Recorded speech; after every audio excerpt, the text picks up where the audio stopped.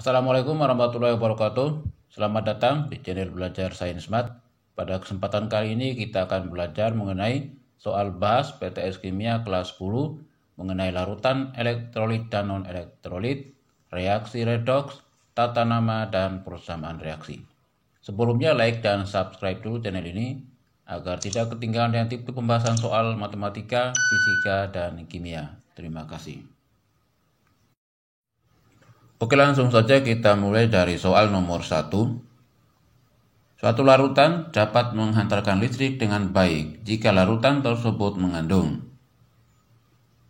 Pada prinsipnya listrik itu timbul atau terjadi karena adanya benda-benda yang bermuatan. Misalkan ilustrasinya seperti ini. Nah, dalam larutan, benda bermuatan ini dibentuk oleh ion-ion. Ada ion positif yang biasanya disebut kation, dan ada ion negatif yang disebut anion. Misalkan larutan NaCl. Nah, ini akan terurai menjadi ion positifnya Na+, dan ion negatifnya Cl-. Ion-ion ini akan bergerak bebas, sehingga akan timbul listrik. Jadi jawaban yang benar adalah ion-ion yang bebas bergerak. Jawabannya E. Lanjut soal nomor 2. Perhatikan gambar pengujian daya hantar beberapa larutan berikut. Ada 5 gambar larutan. Larutan yang bersifat elektrolit kuat dan lemah berturut-turut adalah. Sebelumnya kita harus pahami dulu sifat-sifat dari elektrolit kuat, yaitu lampu menyala terang, kemudian terbentuk banyak gelembung. Sedangkan larutan elektrolit lemah, lampunya menyala redup dan terbentuk sedikit gelembung. Nah, dari 5 gambar di atas ini yang kita perhatikan adalah banyak gelembung pada gambar 1 juga nyalanya terang, dan sedikit gelembung dan lampunya redup itu pada gambar 2, yang lainnya tidak menyala. Berarti jawaban yang benar adalah A. Soal nomor 3. Perhatikan data hasil uji daya hantar listrik terhadap beberapa larutan berikut. Ini disiapkan dalam bentuk tabel dari 5 larutan. Berdasarkan data tersebut, pasangan larutan yang memiliki derajat ionisasi sama dengan 0 ditunjukkan pada nomor. Kita perhatikan bahwa untuk derajat ionisasi alfa, kalau sama dengan 1, itu berarti elektrolit kuat. Kalau di antara 0 sampai 1, elektrolitnya lemah.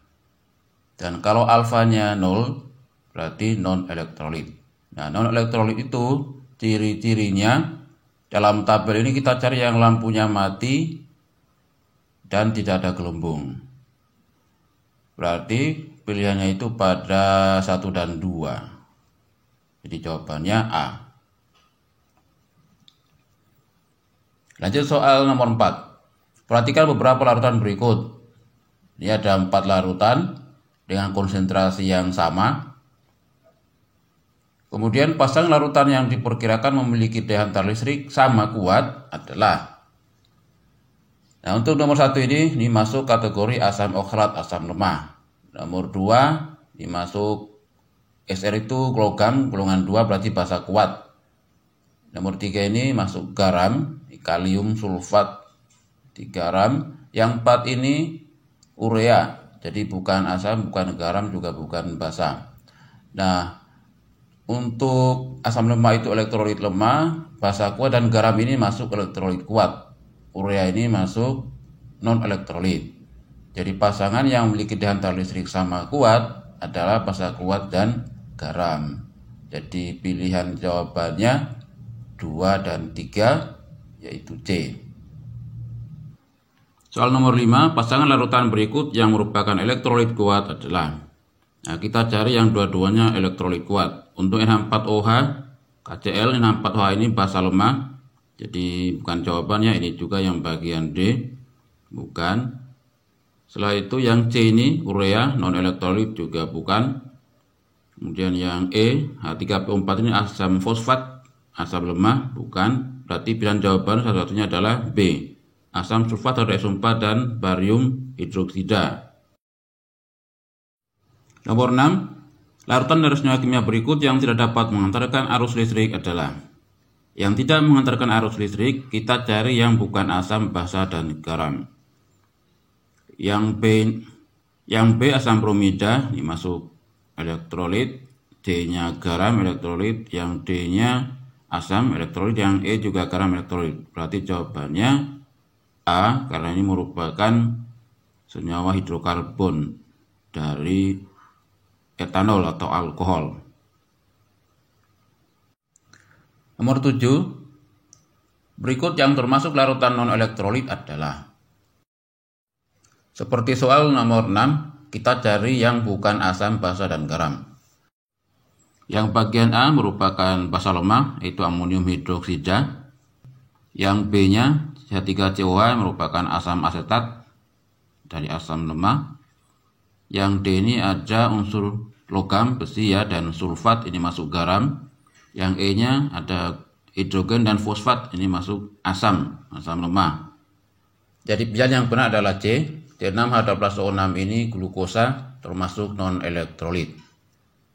Nomor 8, perhatikan beberapa senyawa elektrolit berikut. Ini ada 3 larutan dengan konsentrasi sama 0,1 m. Urutan senyawa dari yang memiliki kekuatan elektrolit paling besar adalah. Dari 3 larutan ini, karena konsentrasinya sama, kita hitung ionnya masing-masing. Untuk NaCl, ionnya Na+, dan Cl-, berarti ada 2 ion. Kemudian MgCl2 menjadi Mg2+ tambah 2 Cl-. Ionnya ada 1 tambah 2, 3 ion. Yang 3, Fe2SO4 3 kali, ionnya 2Fe3+ tambah 3SO4 2-. Jadi disilangkan ya, atomnya itu menjadi muatannya. Jadi jumlahnya 2 tambah 3, 5 ion. Sehingga yang paling besar, yang paling kuat dari 5 ion. 3 ion kemudian 2 ion. Urutannya 3, 2, 1. Jadi jawabannya E. Nomor 9. Berikut data hasil pengujian daya hantar listrik beberapa air limbah beserta nilai derajat ionisasinya. Ini ada tabel ya untuk 5 air limbah. Pasangan air limbah yang tergolong elektrolit lemah adalah. Ini soal ini kita cukup tahu sifat elektrolit lemah, alfanya yaitu antara 0 sampai 1. Jadi kita cari yang derajat ionisasinya 0, dan pilihannya itu pada air limbah L dan O. Jadi jawabannya E. Lanjut soal nomor 10. Pernyataan yang tepat mengenai sifat daya hantar listrik antara larutan HBr 0,1 m dengan larutan H3PO4 0,5 m adalah. Dari soal ini kita cukup membandingkan HBr ini masuk asam kuat dan H3PO4 asam fosfat ini masuk asam lemah. Nah, antara asam kuat dan asam lemah ini yang lebih baik atau lebih kuat elektrolitnya adalah HBr atau asam kuat. Maka pilihan yang sesuai yaitu E. Larutan HBr mengantarkan arus listrik lebih baik dibandingkan H3PO4. Jadi jawabannya E. Soal nomor 11. Di antara persamaan reaksi berikut yang merupakan reaksi redoks adalah. Ini soal-soal seperti ini untuk mencari reaksi redoks kita pakai trik yang sangat simpel ya. Kita cukup mencari yang ada unsur bebasnya. Kita cari yang A ini, yang B ini tidak ada unsur bebas, yang C juga tidak ada. Berarti pilihan yang ada itu adalah bagian E. Ini ada Cl2, klor. Maka jawaban yang benar E. Soal nomor 12, di antara reaksi-reaksi di bawah ini yang bukan merupakan reaksi redoks adalah, dikembalikan dari soal nomor 11. Di sini kita cari yang tidak ada unsur bebasnya. Yang A ini ada unsur bebas I2, yang B ada H2, ada Cl2, yang C-nya ada C dan Cu, yang D tidak ada berarti pilihan, kemudian yang E-nya ada Cl2. Di jawabannya D. Lanjut nomor 13. Senyawa yang mempunyai bilangan oksidasi nitrogen sama dengan +3 adalah. Dari 4 senyawa ini Jadi kita masing-masing tulis dalam bentuk rumus kimianya. Untuk memudahkan, kita hitung satu-satu. NH4Cl, amonium klorida, bilox Cl-nya ini -1 dari golongan 7. -1 kali 1, -1, ini atomnya 1 ya. Kemudian hidrogen itu biloxnya positif 1 kali 4 jadi +4. Kemudian 4 kurangi 1 ini 3. Muatannya 0 berarti 0 dikurangi 3. Berarti -3, N-nya -3. -3 dibagi 1, -3 di bilox N-nya -3. Ambil lagi yang nomor 2, dinitrogen trioksida. Ini rumusnya N2O3. Bilox O-nya ini -2, ini sudah umum ya. -2 kali 3-nya -6. Kemudian 0 dikurangi -6 hasilnya positif 6. Dibagi 2 hasilnya positif 3. Biloxnya 3. Nomor 3, kalium nitrat KNO3.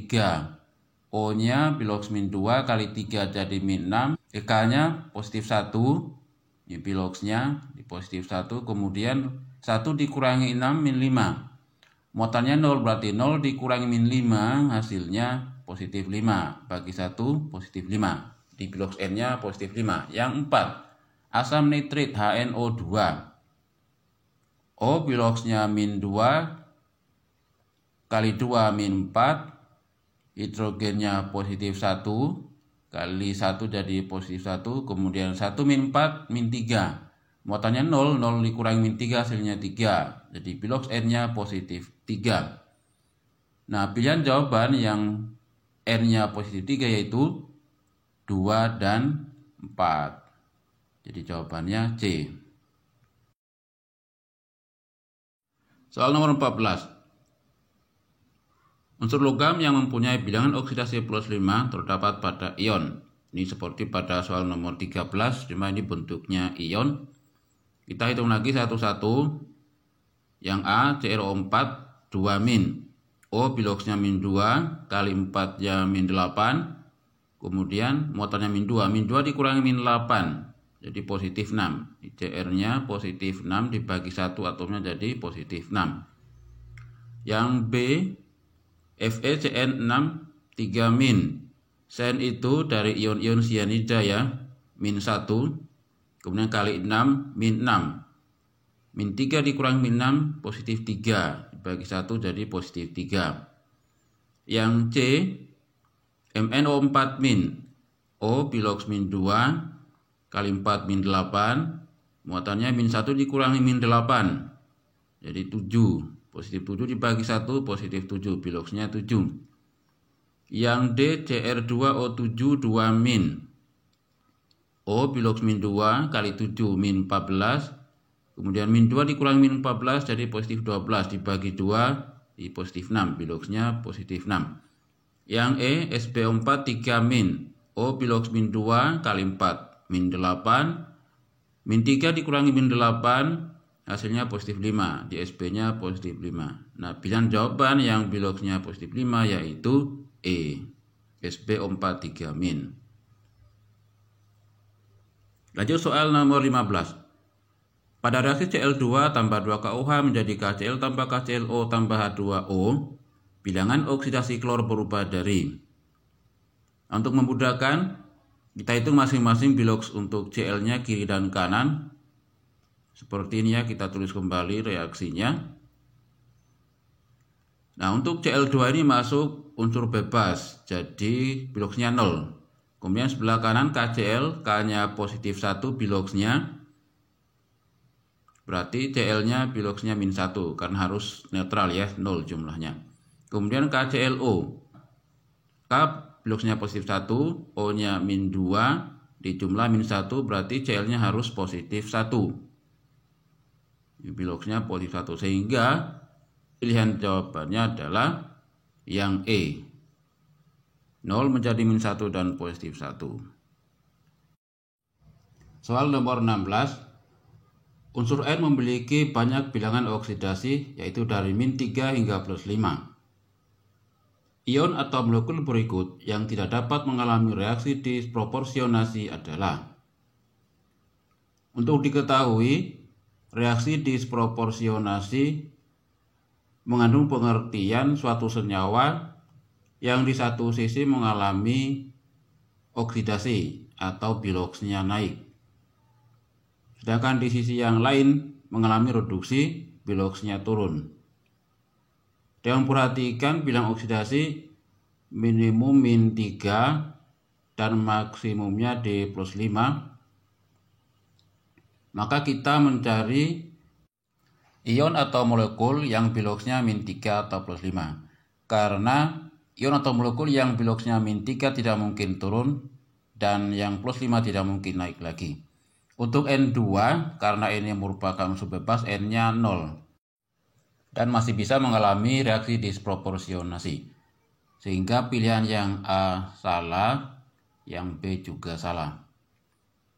Ambil lagi molekul NO2, O biloxnya min 2 kali 2 min 4, 0 min 4 sama dengan positif 4, jadi bilox N-nya sama dengan positif 4. Ini bisa mengalami reaksi disproporsionasi. Jadi pilihan C salah, yang E juga salah, menyisakan pilihan yang D. Untuk membuktikan NH3, H biloxnya 1 kali 3 plus 3, kemudian 0 min 3 hasilnya min 3, bilox N-nya sama dengan min 3. Kemudian ion NO3 min, O biloxnya min 2 kali 3 min 6, kemudian min 1 dikurangi min 6 hasilnya positif 5, jadi bilox N-nya sama dengan positif 5. Sehingga terbukti jawaban yang benar adalah D. Nomor 17, pada reaksi di bawah ini, MnO2 tambah 4HCl menjadi MnCl2 tambah 2H2O tambah Cl2. Yang berperan sebagai reduktor adalah, untuk memudahkan kita pakai trik seperti ini, reduktor itu artinya pereduksi. Nah, senyawa itu berarti mengalami oksidasi. Kalau mengalami oksidasi berarti mengikat oksigen. Nah, kita cari yang di sebelah kiri ya, yang reaksi di sebelah kiri, yang pereaksinya atau reaktannya. Untuk MnO2 yang sebelah kiri, di sebelah kanannya menjadi MnCl2, jadi dia melepas oksigen, maka ini bukan reduktor. Dan reduktor yang sesuai adalah HCl-nya, karena Cl biloxnya min 1 menjadi Cl2 yang biloxnya 0, sehingga mengalami kenaikan bilangan oksidasi, bertindak sebagai reduktor. Jawabannya HCl. Yang nomor 18, perhatikan persamaan reaksi redoks berikut. 2HBr tambah H2SO4 menjadi Br2 tambah SO2 tambah 2H2O. Zat yang merupakan oksidator adalah, nah seperti pada nomor 17 kita buat trik juga sebagai oksidator ya, berarti artinya pengoksidasi. Artinya senyawa tersebut mengalami reduksi. Kalau mengalami reduksi berarti melepas oksigen. Nah, kita perhatikan juga yang pereaksi reaktan sebelah kiri. Yang melepas oksigen, H2SO4-nya sendiri menjadi SO2. Nah, di sini ada pelepasan oksigen ya, dari O-nya 4 menjadi O-nya 2. Berarti termasuk oksidator. Jadi jawabannya B. Nomor 19, reaksi yang terjadi pada baterai alkalin adalah sebagai berikut. MnO2 tambah H2O tambah Zn menjadi MnOH2 tambah ZnO. Spesies kimia yang bertindak sebagai oksidator dan hasil oksidasinya berturut-turut adalah, sebagaimana pada soal sebelumnya, untuk menentukan oksidator dan hasil oksidasinya kita gunakan trik seperti ini. Oksidator atau pengoksidasi, di mana senyawa tersebut mengalami reduksi, dan kalau mengalami reduksi berarti melepas oksigen. Kita perhatikan reaksi yang di sebelah kiri, MnO2, H2O dan Zn. Di sini yang mengalami reduksi, untuk MnO2 ini awalnya terdapat oksigen O2 menjadi OH hidroksida, jadi ada hidrogen yang diikat. Maka MnO2 awalnya Mn biloxnya 4 menjadi MnOH 2, Mn biloxnya 2. Karena OH itu min 1 kali 2 min 2 berarti Mn-nya 2. Yang bertindak sebagai oksidator MnO2 dan hasilnya adalah MnOH 2 kali. Jadi jawabannya E. Nomor 20. Rumus kimia dari magnesium nitrida adalah magnesium ini dari logam, nitridanya non-logam. Kita cari rumusnya. Magnesium itu Mg ya, ionnya 2+. Sedangkan nitrida, nitrogen dari golongan 5 berarti N3-. Sehingga membentuk senyawa kita silangkan untuk muatannya menjadi Mg3 ya, 3 dari 3-, kemudian N2, 2-nya dari 2+. Sehingga jawaban yang benar adalah E. Nomor 21. Rumus kimia senyawa di fosforus pentaoksida adalah senyawa ini di fosforus merupakan non-logam, pentaoksidanya juga non-logam. Ini kita tidak perlu mencari biloxnya. Kita langsung masuk ke rumus untuk di fosforus pentaoksida. Untuk fosfor itu P, di berarti kasih 2 ya atomnya. Kemudian pentaoksida, di oksida oksigen O, kemudian penta 5, di atomnya 5. Jadi jawabannya P2O5D. Nomor 22. Rumus kimia senyawa tembaga 2 nitrat adalah tembaga 2 ini dari logam, nitranya dari non-logam poliatomik. Tembaga 2 nitrat, tembaga 2 ini Cu, 2-nya jadi muatannya ya 2+ atau biloxnya. Nitrat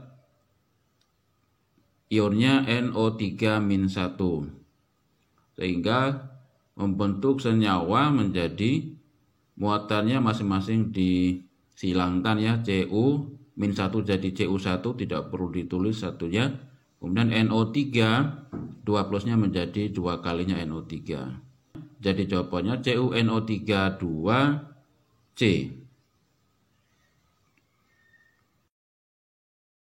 Nomor 23. Serbuk tembaga 2 oksida larut dalam asam klorida membentuk tembaga 2 klorida dan air. Persamaan reaksi setara dan lengkap dari reaksi tersebut adalah. Solusinya kita cari rumus tembaga 2 oksida dari logam dan non-logam.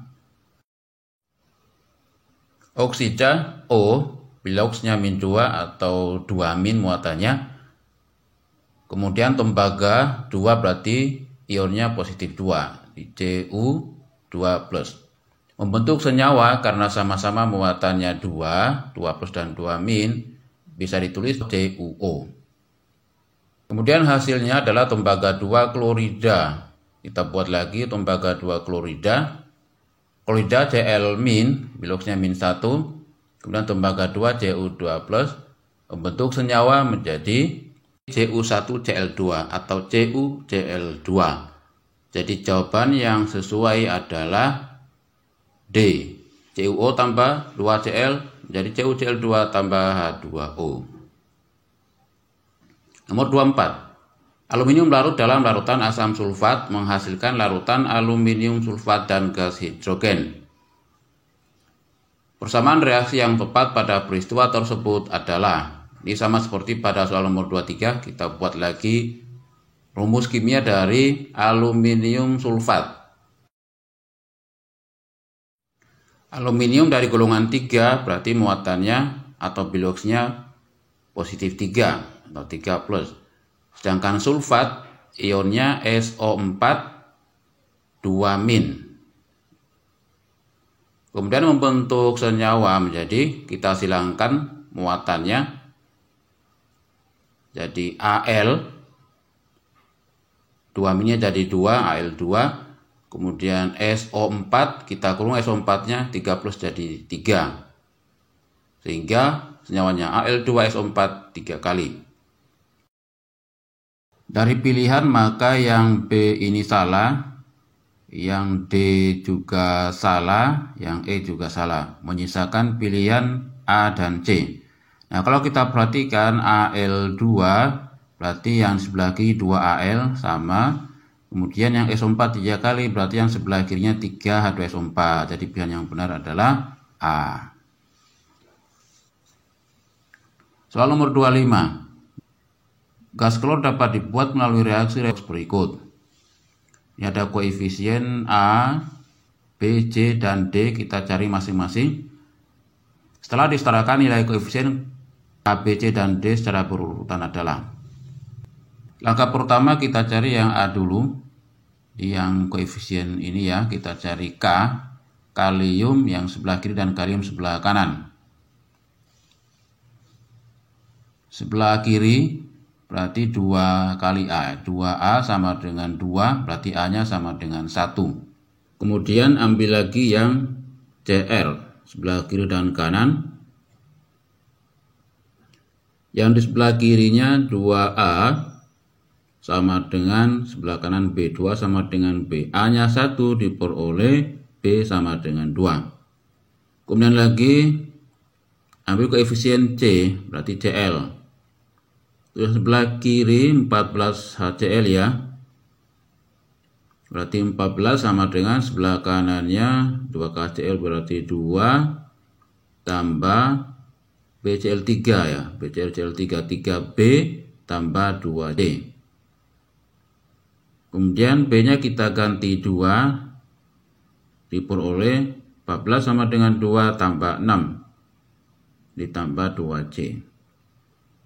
2 tambah 6 nya 8, 14 kurangi 8 nya 6, 6 dibagi 2, 3. Jadi C nya sama dengan 3. Kemudian yang D nya, berarti kita ambil yang O, sebelah kiri kanan. Yang sebelah kiri, 7A sama dengan D.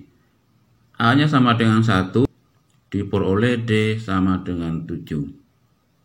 Sehingga koefisiennya berturut-turut 1, 2, 3, dan 7. Jawabannya B.